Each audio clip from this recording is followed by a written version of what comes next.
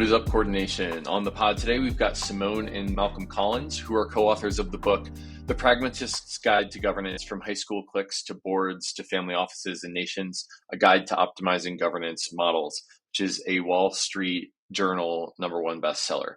Really excited about this topic because DAOs are hard. If we're going to build a more regenerative crypto-economic internet, it's about decentralizing power, and you can't do that without governance. And just learning about what can we learn from high school cliques and boards and family offices about the composite parts of governance is a really exciting thing to me, as we all have these DAOs now that are sometimes worth millions or billions of dollars, and there's a lot at stake in governance. What can we learn about this pragmatist guide to governance, and how can we apply it in DAOs?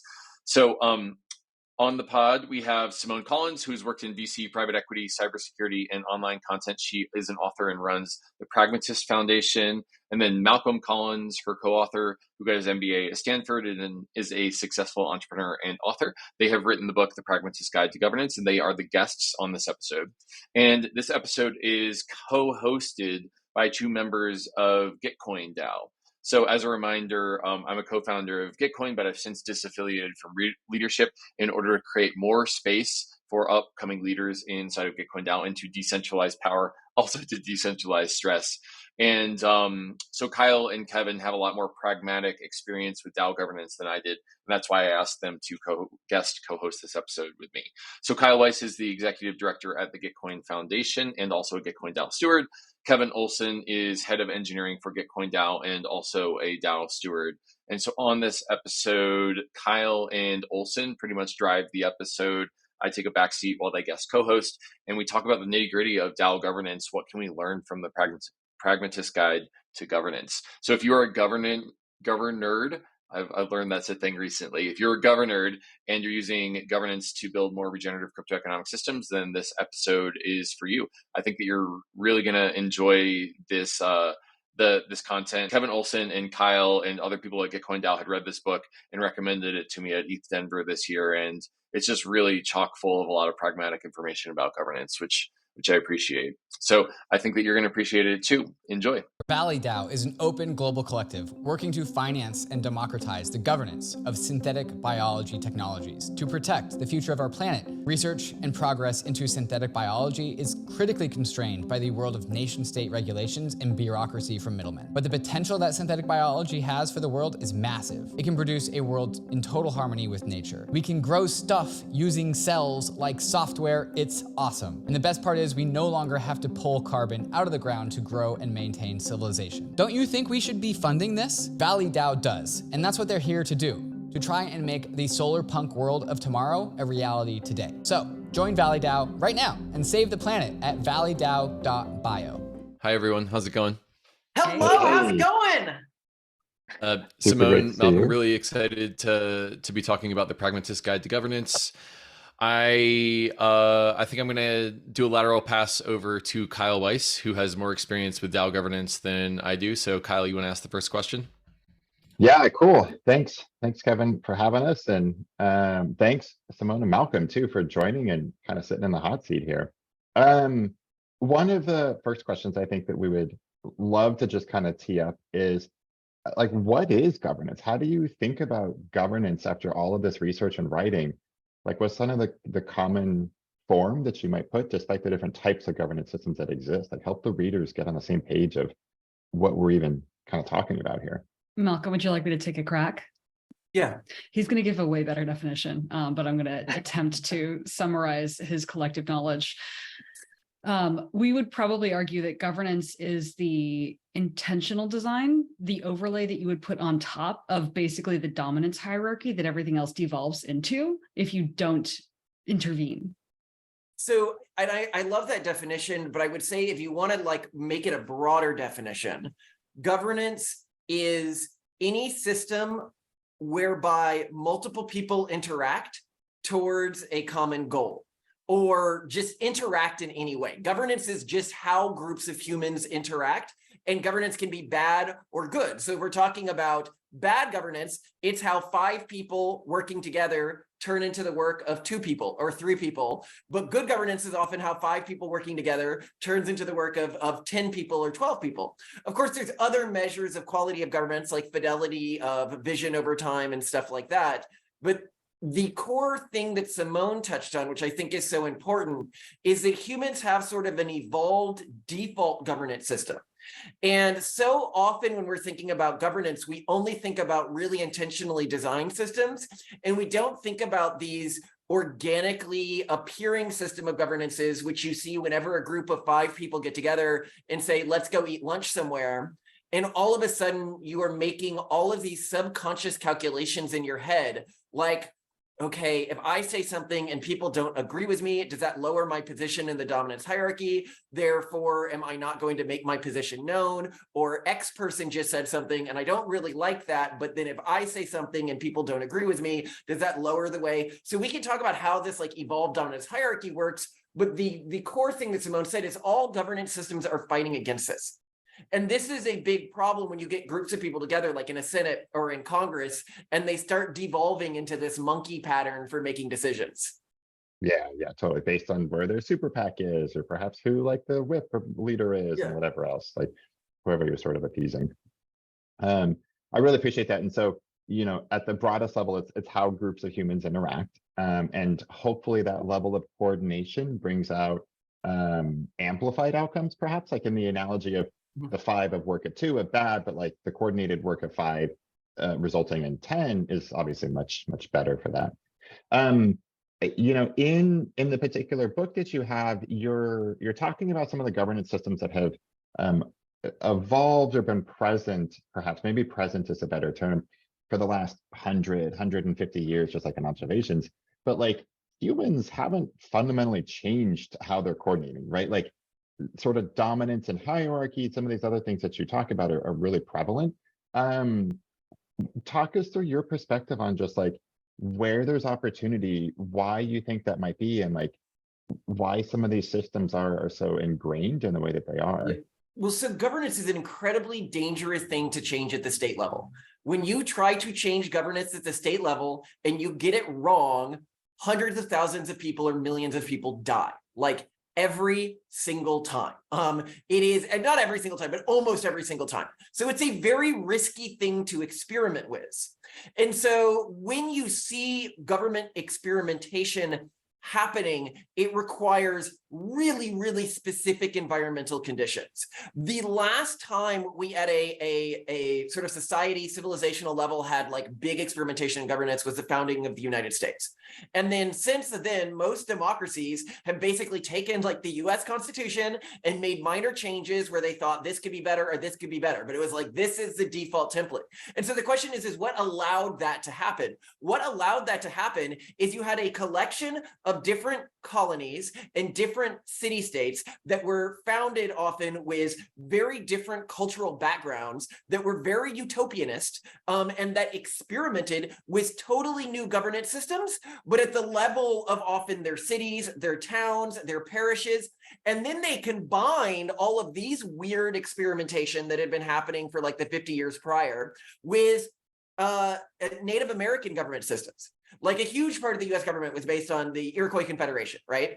And so what you had for the first time was one, the encountering of totally new governance systems that Europeans weren't familiar with, and then the chance for utopian crazy people to experiment with a bunch of different governments in a low-cost method because, you know, if one of their settlements failed, they just all starved to death, which happened all the time. And so now what's cool is we are seeing these utopianist online communities experiment with governance again in a way that is leading to a new flourishing of governance ideas we haven't seen in centuries. But the point that you made there that I think is so critical is people really haven't experimented with that many types of governances. Yeah, cool. Thanks for sharing. Seems like a pretty risky business then to make changes if we know that large swaths of populations are just going to die. You know, tying this back a little bit to the world that we know more of is, you know, Web3 on-chain governance systems, whether through decentralized systems or some other NFT communities or token voted weighting or like all sorts of other mechanisms feels like a really fantastic place to experiment because people won't die if like we get it wrong. They financially might get rugged, and like that always sucks. None of us love getting rugged on some like, hey, we think this is going to be the next, you know, major token or. The cool thing about DAOs is they're not really governance experimentation. They are experimentation with the medium upon which we are writing governance. It's like right now, governance has been since the beginning of human civilization really been written in laws, in a legal system. And then the only alternate system is like social contracts. And then outside of that, there may be like biological intuition, like we talked about this like evolved governance system. But what DAOs allow for and what Web3 allows for is governance to be written into software in a way that is separate from the laws. And whenever you're writing on a new medium, in the same way that if you're coding on a new medium or you are painting on a new medium, it allows for things that previously were unrealistic to be experimented with. So through writing on a new medium, you can experiment with types of governance that no one could theoretically experiment with in the past. Yeah, that's cool. Kevin Olson, I know I've been commandeering a lot of the conversation so far. Do you want to take some of these too? That's great segue. I really appreciate that. I think where my head's going with this one, right, is like, you know, so the government systems that we have currently, right, in Web3, right, it's all those kind of token weighted voting. A lot of people kind of accuse it of being sort of this plutocratic. It's probably inspired more from sort of like this sort of like analogy to shareholders voting or something like this is probably where most of that kind of comes from. It kind of makes sense, right? We're all kind of controlling a treasury or something. But one of the things we've often aspired to, especially at Gitcoin, is kind of one human, one vote, getting more into just like kind of a direct democracy as opposed to sort of like let the whales decide how things should go. And that's kind of behind quadratic funding and quadratic voting and some of the stuff that we care about. But you had this moment in the book that kind of blew my mind where you're talking about voting systems, and this is maybe going like right into the weeds. I hope that's okay. And they were talking about how like actually like direct democracy and one person, one vote voting systems are maybe bad ideas and are actually pretty rare. And I wanted to kind of just get you put that out there. Like what is your thinking behind that? So this is a really cool concept, and I really love it because I think as a species, we have this drive towards fairness. And we've had this since our ape days. There's this great video you can watch of a capuchin monkey, and it's getting cucumbers as a reward for a task. And it is, please just punch. And then it sees the monkey next to it get grapes in reward for the same task, and it just loses its mind. And so we have this sub-logical, I think, drive towards fairness. And this is where this idea that one person, one vote comes from to a large extent. But when we think about what governance systems, especially governance systems that aren't state-level governance systems, are supposed to do, they are typically created with a goal. That goal could be maximize productivity, maximize output, maximize shareholder value, maximize quality of life of people living under the system, everything like that.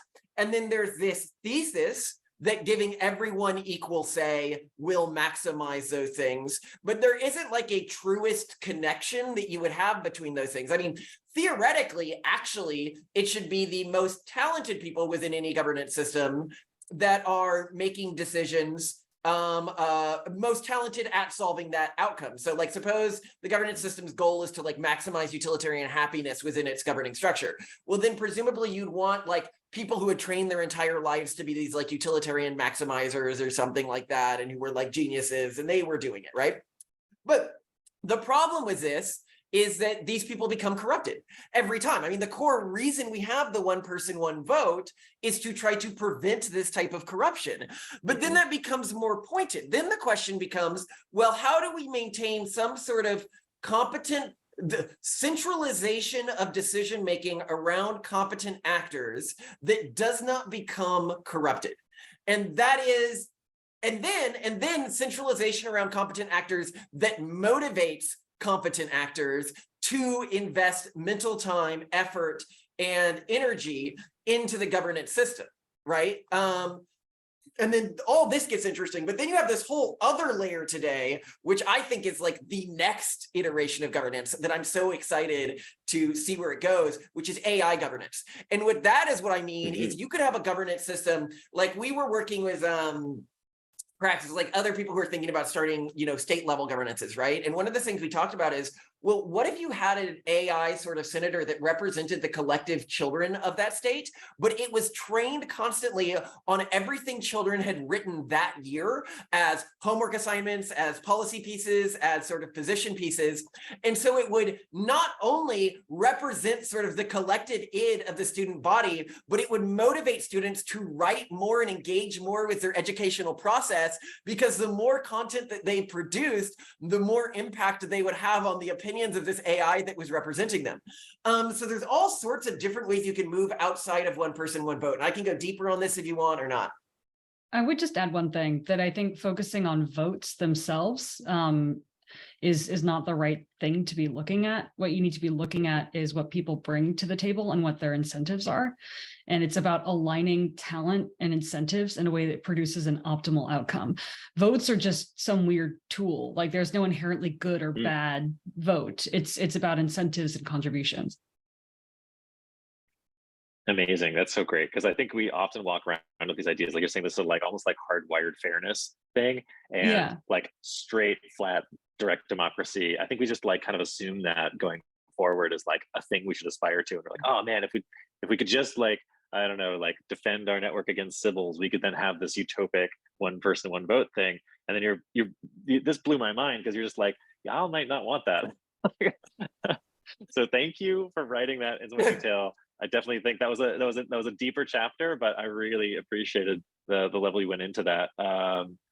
So maybe like just moving a bit beyond just voting, because voting is sort of the like, okay, everyone has a say, they all have a stake in it, and there will be systems of voting probably in our DAO for certainly, and other DAOs for some period going forward. We don't have AI who can quite understand the values and thoughts of our whole community just yet. Maybe in 6 months, but for now we have to keep things moving. But you're talking about also like other substructures, right? And kind of like this sort of the concept of sort of checks and balances. And this was one that like I know Kyle and I talked a lot about, and sort of like trying to set up sort of these opposing forces within a governance system. I wonder if like maybe you could kind of open up on that one a little bit. You talked about your family office, and I thought that was a great chapter. But like, how do you go into that design space? Because I mean, I love kind of the examples you gave, but like, what's the process for designing the rules of a game? Oh, I love this. Okay, like okay. You got me so excited. Okay, so the cool thing about governance systems and one of the things that you're really losing with one vote, one person systems is that you can reward various behavior patterns with control within a governance system. And that's the beauty of governance systems, this ability to reward, and through rewarding, encourage certain behavior patterns. So when you're talking about family offices, the thing that I always say, so, you often get rich people and what they end up doing, like they think, well, I'll give more control to I'll give equal control to all my kids, which then just motivates their kids to have as many kids as possible because then they can't outvote the other family factions. Or they'll say, well, okay, I see that could happen. I don't want that to happen. So what I'll do is I'll split control based on how many kids they have, and I'll differentially put people on family office boards depending on how much they contribute to charity. And then what you do is you sort of create this setup where a person can either dedicate their lives to family politics or go out in the real world. That you differentially, incentive is bigger, less competent people who can't make money in the real world. And so you end up with incompetent people differentially running the family office. So then you could ask questions. So let's say we're designing a family office. How might this work? Well, you don't want just one system. So you probably want a triumvirate. So the system that we use for a family office is to say, well, we want to motivate a few things. We want to motivate competent people who are invested in the long-term outcomes of the family to have more say. So one branch of the governance body that votes on sort of a representative, they gain voting power based on the amount of money they invest into the family office. Similar to shares, but you could have shares decrease as the family office gets bigger or something like that. But you could also say that they can never withdraw their shares. So it's not like a company, right, where their vested interest is in growing their stake of that company and they can remove that stake. It's more just that they're showing how dedicated they are and how competent they are within the real world, and then they gain power based on that. Then another faction is like, okay, we want to make sure they have a vested stake in the future of the family office. So it's how many kids they have or how many people we brought into the family office. Because I've always hated the idea of the family office being like a genetic thing that I don't know, that feels off to me. Like anyone should be able to join if they're value aligned. And then the final branch was, well, what if we had a branch that was meant to solve what we call the NASA problem, which is you can get political parties that swing too quickly between the things. And so you can't have long-term like moon mission projects, right? Because those have to last between administrations. So what if you had one branch that was just like past presidents, right? Just past people who used to manage the entire family office. And then they voted on a person. And then these three people would vote a triumvirate that would then choose like a dictator. And the idea, I think a good governance system centralizes power to one person who's responsible for things, but can easily and dynamically remove that person from power. And that person being in power doesn't like consolidate them with additional power long-term. But whenever this gets interesting in DAOs is you can say, okay, well, you have different voting bodies, you could give them different types of tokens. So you could have one token, which is associated with how much money you have put into this sort of DAO system, right? But then another token, which is based on like how much you have contributed to the code or within online forums or within community, like basically woofy, like your social status within the community as voted with community members or the amount you're contributing. And then you could do cool things like, okay, so the one that's like the woofy token, right? That's sort of like social status, this branch proposes bills. And then the investment branch, they can then veto the proposed bills, right? But then you could organically change the power the investing branch had based on so this is how you motivate behavior. Remember what I said? So suppose like less people are investing in the company right now, right?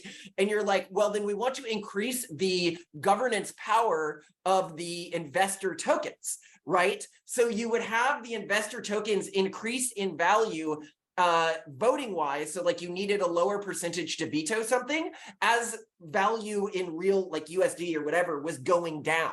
So you could organically adapt when you have different parts of the governance system that have different tokens associated with them to the demand for that type of token in the moment to ensure that people are always motivated to do whatever isn't currently motivating people. Does that make sense? I don't know. Yeah, maybe I can jump in if that's okay. I love this because you answered one of the questions I had as you were teeing this up, which is, well, what does a path to like progressive decentralization look like, right? Like outlining the weight of token voting or perhaps the types of things that you can vote on varies if you're a brand new DAO and you're just launching and there's some like core founding team that wants to make sure that you're not just going to rug the treasury versus 5 years from now. And you are, you know, highly decentralized, highly effective, perhaps even exploring some sort of sub-DAO model. I don't want those 5 stodgy old people like still ruling this thing with an iron fist. Like, so how do we sort of build those systems? And so I'm curious, you know, outside of the USD value and token weighting, like, do you have other thoughts on what a couple of those mechanisms might be of like progressive decentralization?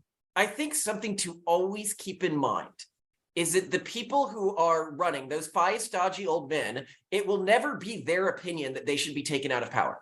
And so when they are creating the initial DAO mechanisms, they almost always will leave loopholes in place or ways in place where if in their mind, some upstart whippersnapper who disagrees with them has taken over, or like the mob has taken over and kicked them out, that they can then exert their control to prevent sort of the system from spiraling out of control. Because in their mindset, when they're founding the DAO, what they're thinking is, well, the only reason people would take me out of power non-voluntarily, right, that I wouldn't voluntarily be stepping out of power, is something had gone wrong. Because to an extent, whenever we create a new governance system, we are always creating it to extend our will into the future, or our current will into the future. Like even if that will is like progressive voting ideals or whatever, right? Like we have some idea, but what we forget is that we change over time, right? And our will can change over time. And so I think the key most important thing that I would say is make sure the mechanisms of the system that you initially create actually allows the power to be taken from you. if other people decide it should be taken from you. And that can often mean the best way to do that is through the quick and organic appointment of new dictators. And by new dictators, what I mean is like another council of 5 men or something like that, right? Like, how can the system actually do that? Because if you have a centralized source of authority, like these 5 old men, and then a decentralized source of authority, like just people voting, right? It's very hard for a decentralized authority to take control from a centralized authority. However, if you create mechanisms that allow the decentralized source of authority to like the Spartans did. When they would go to war, they would elect this sort of dictator, right, to go to war for them. To elect short-term dictators to allow the decentralized force to take power from the centralized force. Yeah, fascinating. Cool. My head is sort of spinning on all the different mechanism designs that we'd want to explore, like different ways to do this, primarily on chain, right? Like that's where so much of the space's legitimacy comes from. And rather timely example is perhaps what's going on in another DAO where all of token holders are voting to move the treasury and to do different things. And those inside the foundation are just like, nah, like we're just not going to do that. Like, sorry, DAO. And everyone's sort of like, well, wait, what the hell? Like, what's even happening then? Like, why are we even here? So it's been interesting to watch, but to figure out how to encode that on chain, like you described earlier, like putting it in the software so that that doesn't become an option to follow token holders will, but instead something that's sort of ingrained. Well, so the question is how do you push people, right? So there's a few levers that can get people to obey you, right? These 5 stodgy old men, you could create a system where they lose a lot of money. Like basically they lose a lot of tokens if people vote a certain way. So basically, even if you have, because this is one of the things, like they could still decide, well, I want to maintain power. I still have tokens. Like at the end of the day, if I keep pushing, I'm eventually going to regain control of the system, right? They just voted to kick me out and put someone else in, but I'm going to keep acting like I have power. So how do you actually really threaten this person? If you had a system where the masses could vote away someone else's tokens, well, then now they have to obey the masses. So the question is how can you create these other sorts of systems that genuinely threaten people with a lot of social and institutional power in a DAO? So I think in a similar vein, thinking about how to avoid some of the bureaucracy, like the checks and balances is really important. And it's a thing that Kevin talked about, like we've really been focused on for some of Gitcoin here is like building both accountability models, but then checks and balances on power between our token holders and like those that are leading work streams in our DAO and, the foundation, the type of role that like the foundation plays. And one of the things that we've observed actually early on in our DAO's existence is what you described as like the cancer problem. This expectation where as these organizations mature and as they grow, their purpose becomes justifying their purpose. And their purpose isn't actually, you said this so elegantly in the book. Let me see if I can find the quote here. They're spending more time proving their utility instead of actually providing utility. I thought that was very elegant. I'm curious, like, you go on very quickly from that concept and talk about different frames. How do you stem that? Like, do you just have to cut out the tumor and like, sorry, you're out? Or what sort of suggestions might you have in helping make sure that people can buck that trend instead of just proving they're actually back to providing value? So this is a really cool problem because it is such a systemic, I guess you call it a wicked problem in governance theory, which is to say, imagine you have a city council, right? And every year that council creates like New York, right? 5 departments that are meant to like look at something to do with roads, right? Like meant to fix potholes in this area or whatever. Normally, and this is what we call the cancer problem, your body is constantly creating cells to do specific things. And normally those cells like die at the end of their function or they're killed or they're gotten rid of, right? But in this case, suppose you've done this for 20 years and just 1 year, one of them doesn't decide to die. And this is why it's a cancer problem, because it's almost sort of an evolutionary problem. So long as you are creating sub-governance bodies within your governance, eventually one of them is going to decide to not shut itself down. And differentially, it is those ones that continue to exist into the future. And then these things that have continued to exist, fortunately, most governance systems have sort of some level of immune system that's meant to deal with these, that's meant to regularly scan for inefficiencies, regularly scan for stuff like that, to find these and then kill them. And so the way that once something has begun to drift from its original purpose, and now is just like, I survive because I survive, it needs to look like it is doing something really important. But actually, more than doing something really important, it often survives. The ones that become the biggest problems survive because they are doing something unquestionable. And by unquestionable, what I mean is that they are the thing preventing racism in your organization. So if you then look at them and say, yeah, a lot of the stuff you're doing seems really inefficient. I don't know if it's like data driven. I don't know if it's like actually really increasing diversity. I mean, how dare you question us? Now we know you're one of the racists, and now our organization can get rid of you because we have purged the organization of you, right? So the question is, how do you deal with things like this? Because they will always appear if a governance has been around long enough. You will always get some level of self-replication. And like a cancer, like when a cancerous tumor grows, it tells the body to send extra blood flow to it, because it can use that extra blood flow to better signal how important it is, to better make sure everyone does their little questionnaire so that they know how important this one department is. And the real key is, unfortunately, the key to a lot of things, which is to occasionally have, like once every 10 years or something like that, or once every 5 years, or once every year, depending on how you do things, have a sort of system where a council is elected. A council of 5 people, of 3 people, something like that. And that this council is then just essentially scanning your entire organization, governance organization, for areas of inefficiency, and then deleting any area of inefficiency within the system. It won't be perfect, and they may sometimes delete something that actually was important.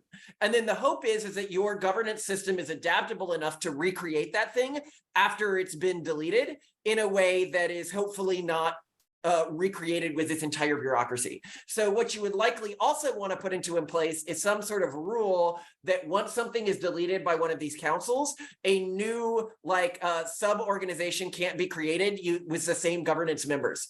Because presumably then just the same organization could repop into power. So how do you prevent that from happening?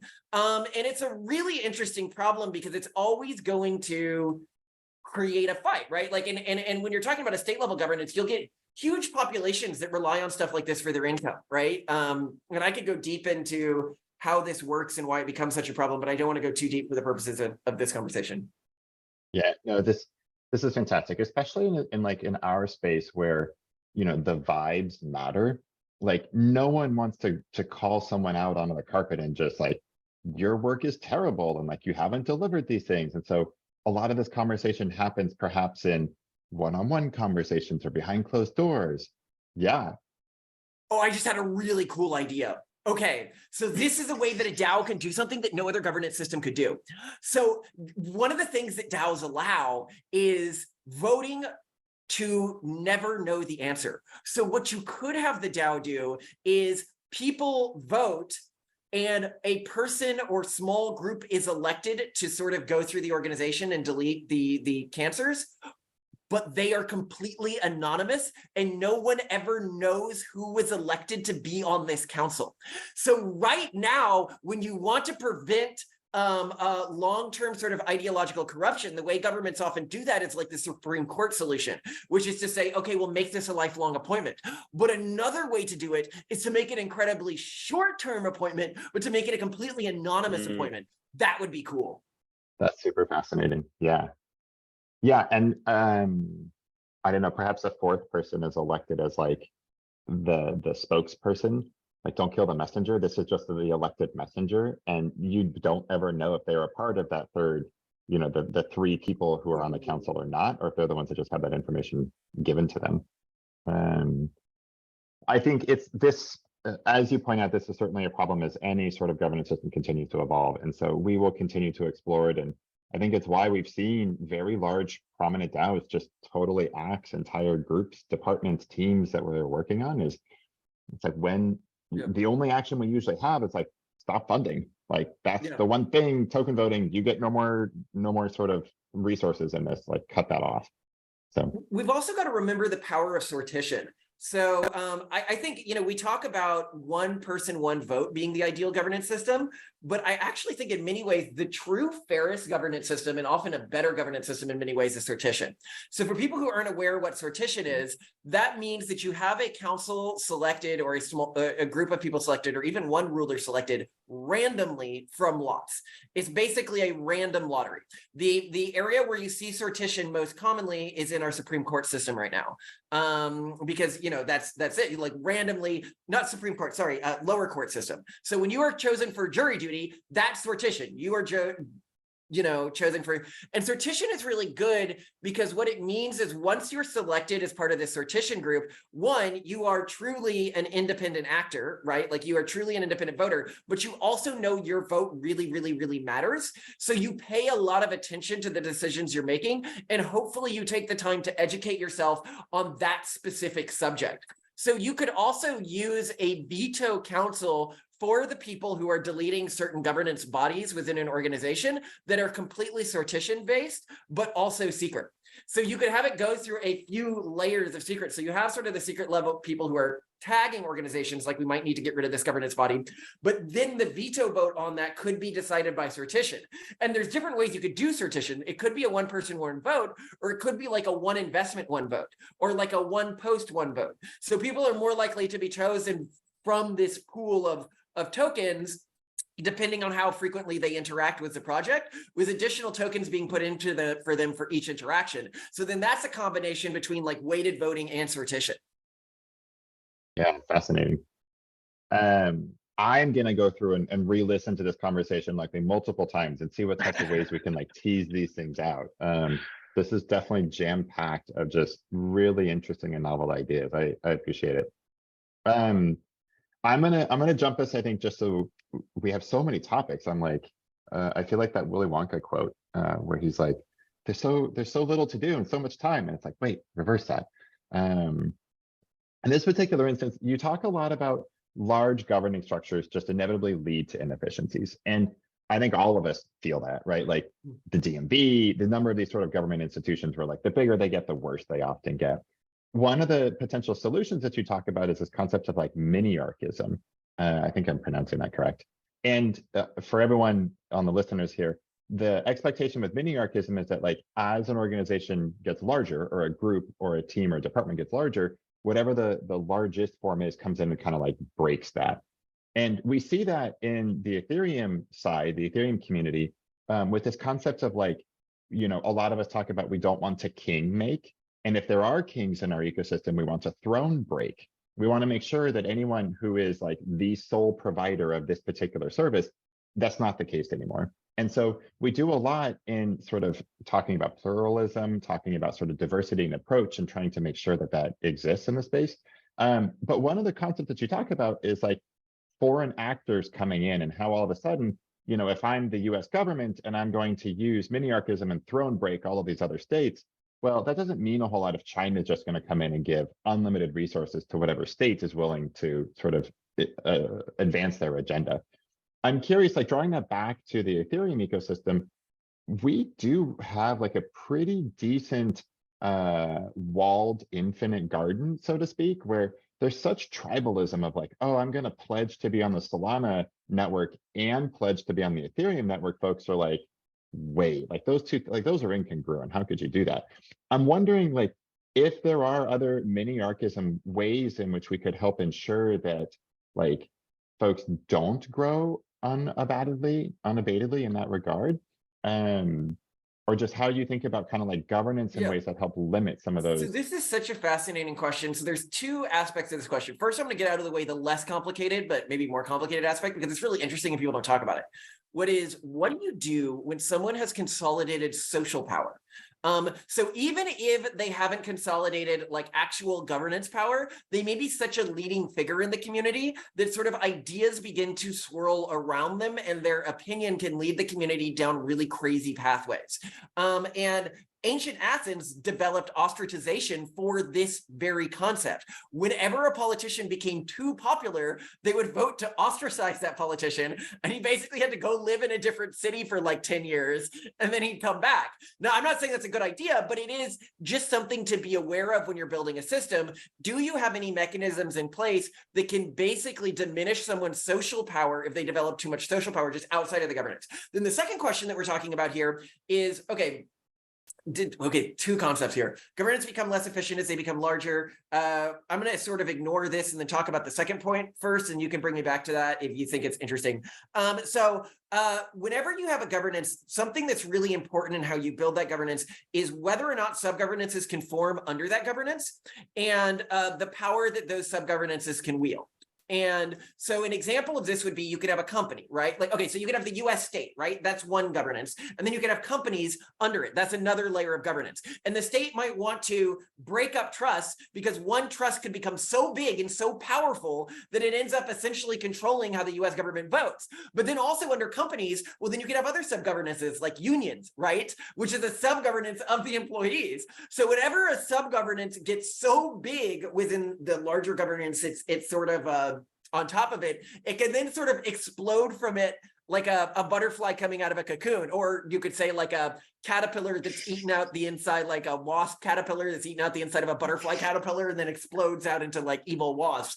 However you want to see it. A great example of this happening historically was the Christian church sort of growing within the Roman Empire until one day it's the Christian Empire and it's no longer the Roman Empire, because you allowed like one sub-governance to grow until it's basically just the entire empire, and it's the emperor is now, you know, alongside this faction.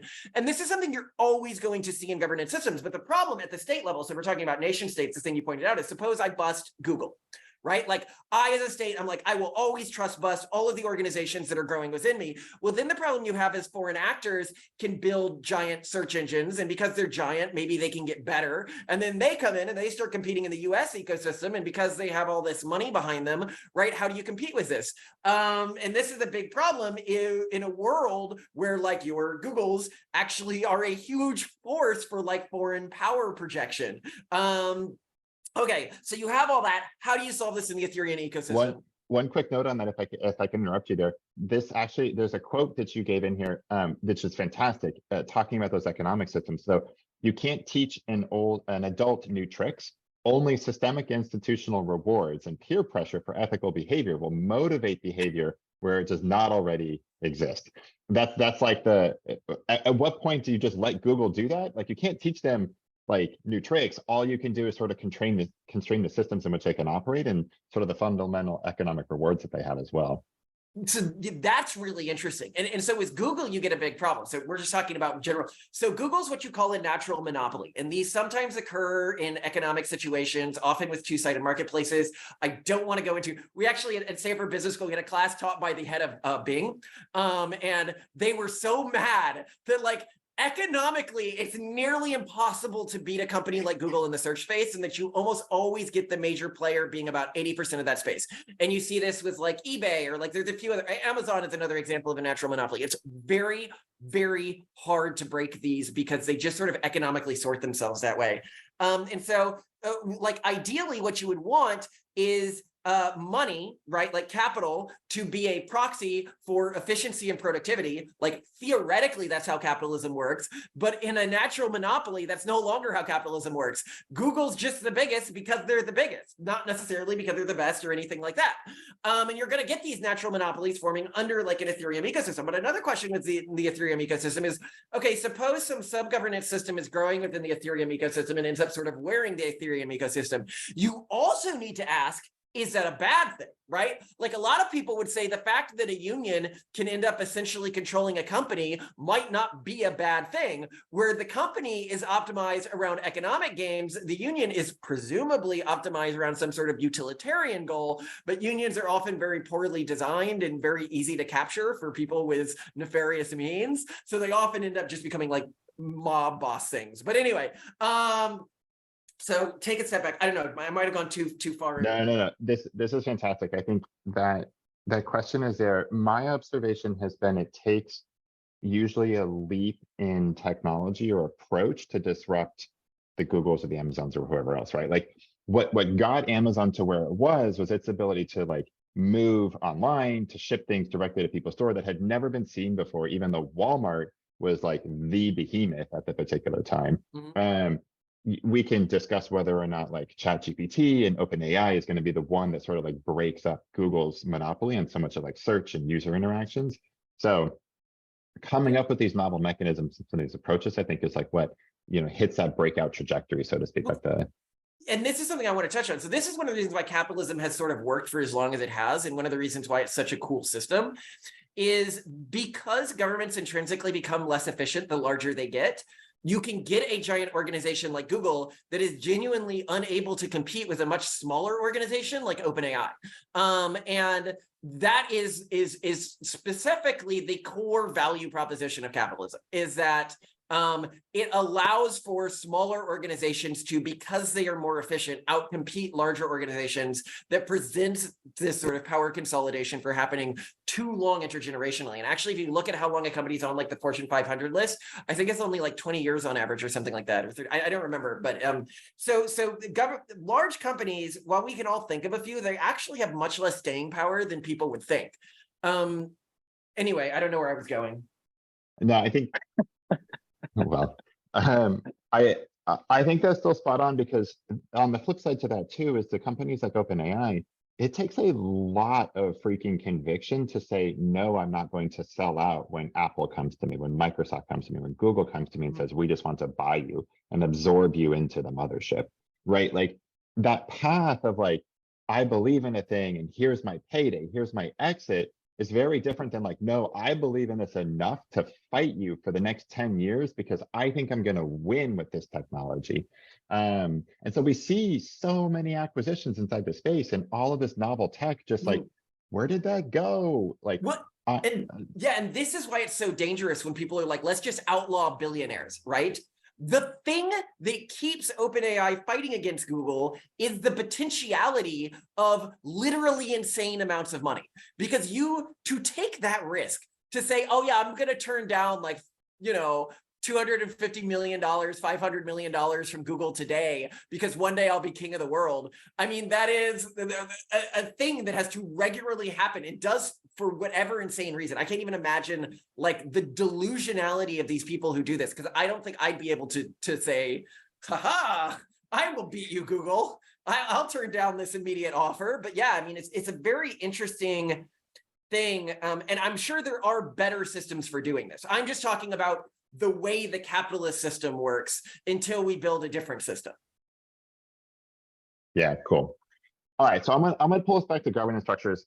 This is just fascinating to think about, like sort of the evolution of organization design too throughout this.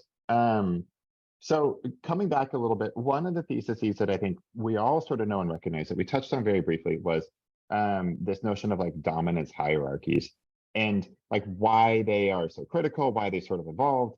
I think we can all think about like the alpha wolf in the wolf pack, these other particular pieces.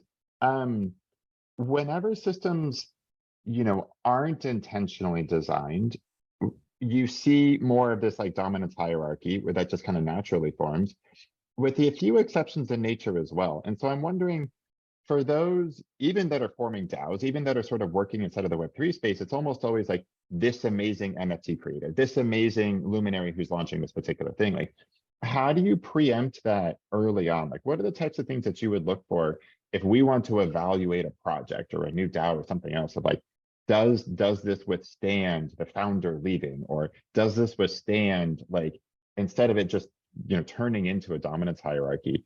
Like, what are the types of things to think through and evaluation there? So it's really hard. I actually think one of the things that most leads to this bad founder effect and this power consolidation effect is one vote, one person. Because when you have one vote, one person, sort of the wills of the masses matter much more than the wills of the competent. Hilariously used to see this in the old MySpace days when you go to someone's profile and they'd be like, these are my favorite bands, these are my favorite movies. Like, what are you doing when you're saying that? What you're doing is you are projecting to other people an aspect of who you are through the works of someone else that are a common point of social reference. And this is what you need to do when you're doing many-to-many communications, because you can't, you've got to think about, okay, what's my role within this ecosystem and everything like that. So often the best way to prevent this is to allow for a system to elevate specific other people to positions of power. And I think that that's the biggest thing. Is this system just completely decentralized? If it is, then it's almost always going to lead to sort of this deity-like figure, right? Or does this system allow for power consolidation occasionally, where specific other people can be brought into power and check this power of the other person?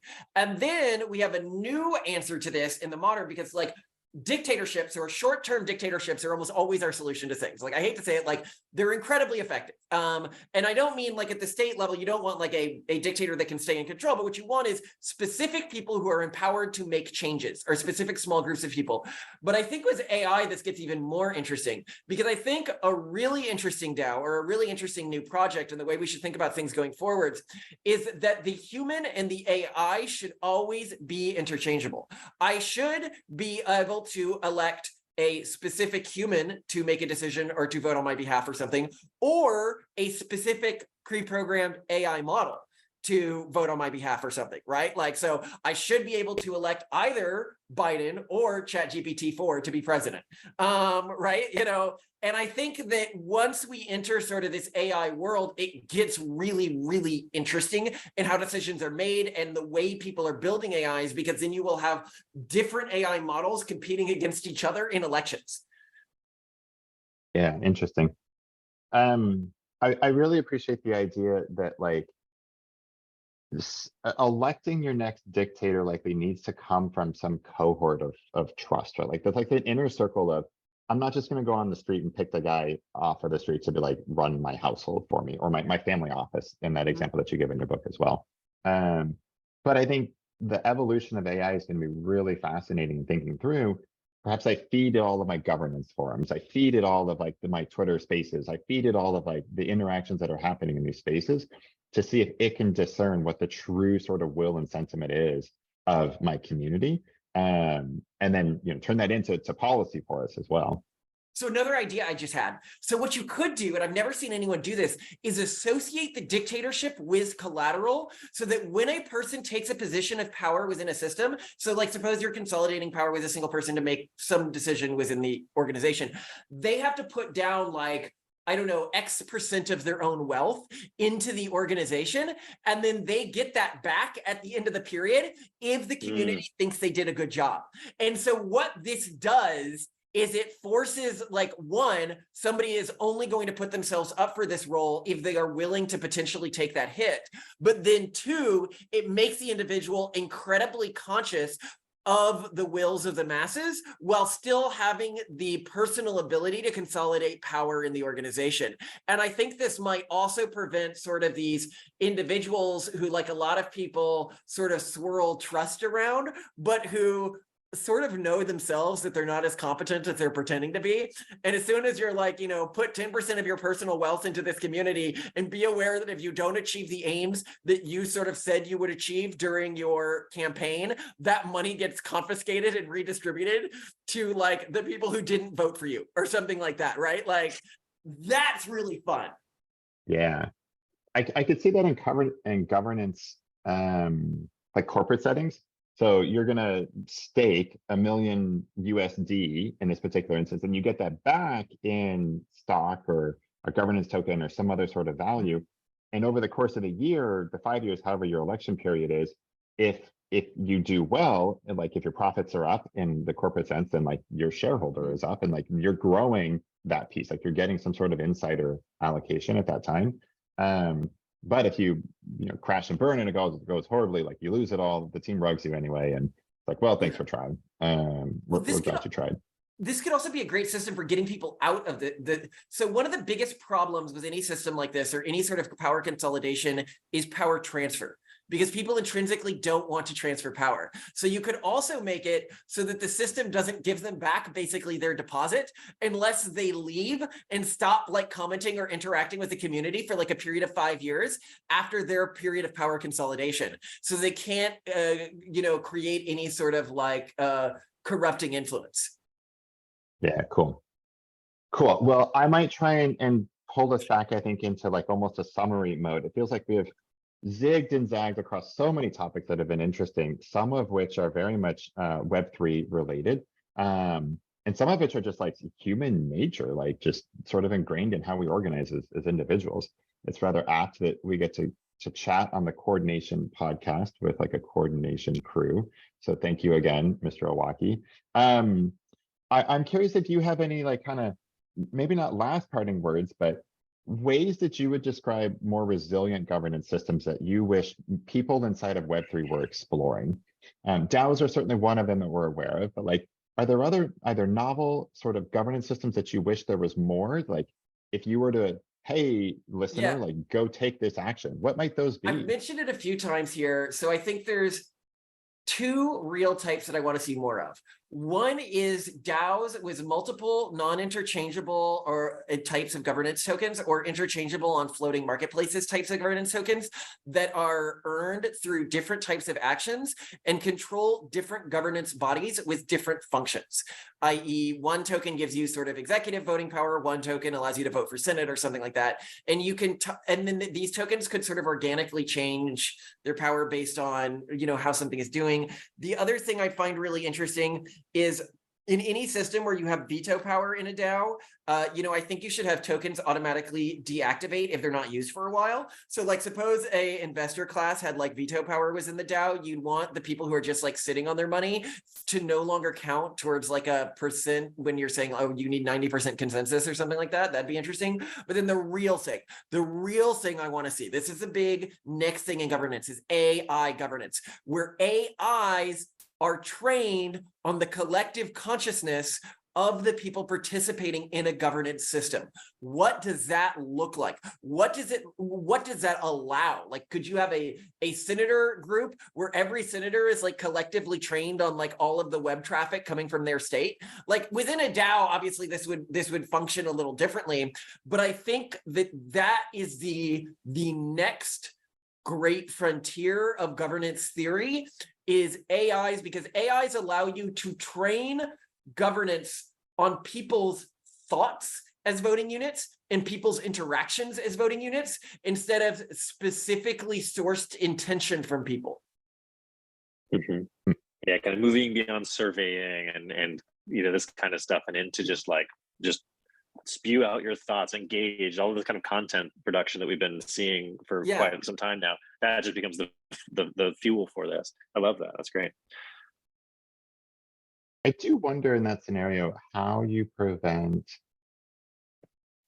even like Bitcoin's forums, like from the governance perspective, we have folks who are like, I'm going to shout into the void. Like I'm going to drop some huge filibuster post on like this large scale information, and everyone's like, okay, like I don't know what to do with this. I'm not even going to bother replying. Like, what is this? Like, you have to get super granular. You can't just be like, feed it all the information. It's like, no, feed it the information from this trust level with this number of replies and that. Like, okay, otherwise you end up with like Bodie McBoatface as like your response to everything. So this is what we call is a problem that exists across governance structures. We call tyranny of the unemployed. And what it happens is that in a lot of governance systems, they say, okay, we'll make this sort of one vote, one person governance system. Anyone can participate. But what they don't keep in mind is that people have multiple demands for their time. And so the people who are going to be most differentially motivated to participate in your community versus any other community are the people who have been rejected from the other communities. This is the core problem with something like Reddit, right? Like the people who spend the vast majority of their time on Reddit are spending the vast majority of their time on Reddit because they don't have other friends. They don't have, or they don't have a job, right? Like if you are a super competent person and everybody wants to talk to you and everybody wants you to be giving your advice all the time, you are going to have tons of demands on your time, and you are not going to be able to hang out in the forums all day and communicate. And so then the problem is how do you, or differentially vote on things? Like I could spend all day voting on these things. So you could say, okay, well, what you could do is you could weight content by how many other people voted on it, right? But that's hard to do, right? And this is at the end of the day why, unfortunately, economic contributor systems are so valuable. And by that, what I mean is for someone to assign competence values to someone else. And this is as true when you're training an AI as it is when you're giving out tokens for contributors. Like if you get out a token for every post, well, that, or you give out a token for every word, or you give out a token for every vote, right? Like you always end up with tyranny of the unemployed. And so the question is, well, then how do you prevent that? How do you have a system that actually is incentivizing the people who other smart people think are smart? And within our world today, the truth is, and like I hate to say this, wealth differentially accumulates with people who are smarter. And so what that allows those people to do is, if through investing in an ecosystem and like paying to upvote other people's content and stuff like that, like say, okay, this content matters. And then you have the AI weight those upvotes when training itself. Then you say, okay, well, then this system is differentially valuing actual competence. The problem is it's also differentially valuing moneyed interest. And by that, what I mean is in any society, wealth has its own interests to some extent. And i.e. lower taxes, right? So it differentially values the interests of the wealthy class. So how do you prevent that? Hold on, I'm thinking. I don't know. We can talk about it in a future podcast. Yeah, cool. All right. Well, perhaps to summarize, I think you would love to see more AI and corporation side of governance in addition to just human participation. I think that's an area that would be really, really fun to explore in the future, just as the tech continues to evolve. Do you know of any projects like doing anything like that, either in the Web3 space or anywhere else yet? No, I'd really love to see it at the state governance space where we've looked with some of these like new nation state stuff that we've been involved in, but no, I'm not aware of anything. So if any of your listeners are, please reach out to me. Yeah, cool. And I would love to take you up on the offer to perhaps go a little bit deeper on just DAO governance. We've woven in some of that now, but I heard a rumor that you might have some thoughts on that. You're trying to figure out how to disseminate that information. So it could be really fun if Milwaukee and the rest of the coordination would have us back. Yeah, well, I mean, as you see, when I'm talking to someone like you who's really smart in a subject, like 25% of the stuff I said here was just new ideas I had because of the way that you framed questions. So they're obviously very half-baked. But I love this sort of conversation because, when you get competent people together, you can get new ideas, which people who are more competent than us and even like head down on this stuff can then hopefully run with that they may not have had because they're too close to this. Like I'll admit firsthand, like I am an idiot when it comes to DAOs compared to the people who actually work on DAOs. So I'd love to talk more. Yeah, cool. Awesome. Kyle, thanks for guest co-hosting. Olson, same. I think that one of the things I really love to do is just the empirical knowledge that comes from people who are practicing things and the theoretical knowledge combining into a swirl of insight and inspiration. And I really have enjoyed the book, which we'll have a link to in the show notes, and have enjoyed this conversation. And I think that we should do a part 2 about DAOs. So would love to have you all back and do it. I would be so excited. And the book's only 99 cents for anyone who wants it, by the way. The best 99 cents that I think you could spend in a day or a month, most likely. So while we're showing the book, I'll just say that Olson and Kyle in February 2023 at ETH Denver were raving about this book and saying it really helped frame a lot of their thinking about DAO governance and just governance in general. And so click the link in the show notes, pick up the book, and learn about Pragmatist Guide to Governance. Cool. Well, thank you again, Kevin, for having us, and would love to set up another one in the future here. Thanks, everyone. Amazing. Thanks, y'all.